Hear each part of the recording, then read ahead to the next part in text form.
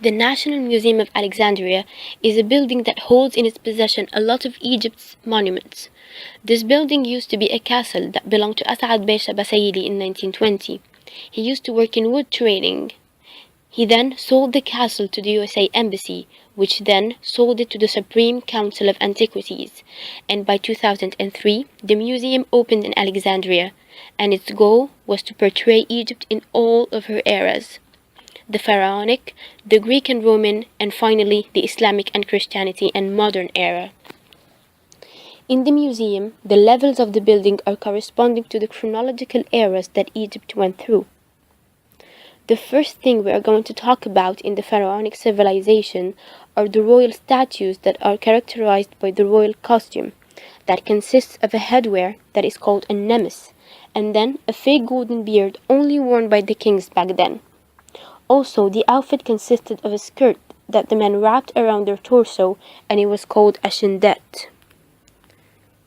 The material that was used in creating statues in the Pharaonic civilization varied from each social status, where the royal statues were made out of granite and marble, and the middle classes one are made out of limestone, and the lower class, also known as the peasants, were made out of wood. The ancient Egyptians only relied on perfection when it came to creating their statues. They didn't show any defects of the person while creating it.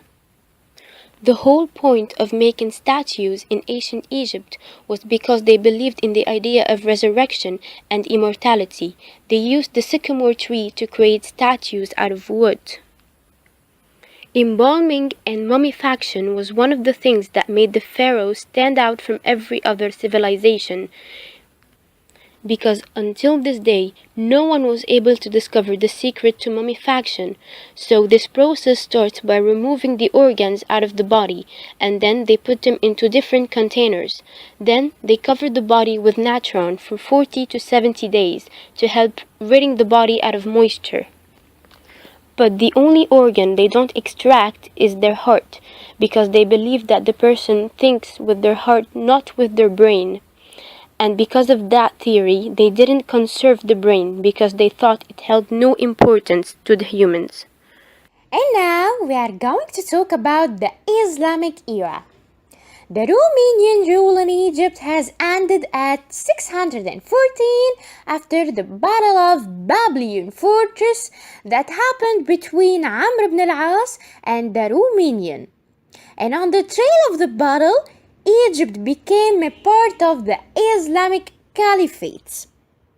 Amr ibn al-As has found that the location of Alexandria is not appropriate for it to be the capital of Egypt because its sea make it easy to be attacked. So Amr ibn al-As decided to change the capital to another place, which is Al-Fustat. Currently it's called Cairo. But no one can deny that Alexandria was the capital of Egypt for 1,000 years. And before that, it was an exile for more than 3,000 years. So Alexandria is so much older than Cairo. And now we are going to talk about the special part of the Islamic art, which is from the best things of the Islamic era. The first one is the currency Arabization, which is turning the idea of the currency from its original language, which was Roman and Byzantine, to the Arabic and Islamic language. And also, there was French coins currency, especially for the navy of Napoleon Bonaparte, and there was Spanish currency too. But no one can deny also that there is a big difference between the Christian art and the Islamic art. First of all, the Christian one was more related to the draw of someone. It can be one of the saints, but the Islamic art never used the draw of human. It was more related to the plant photography and the engineering photography. And sometimes it was Arabians' handwriting, which is writing with Arabic language. And that's all. Thank you.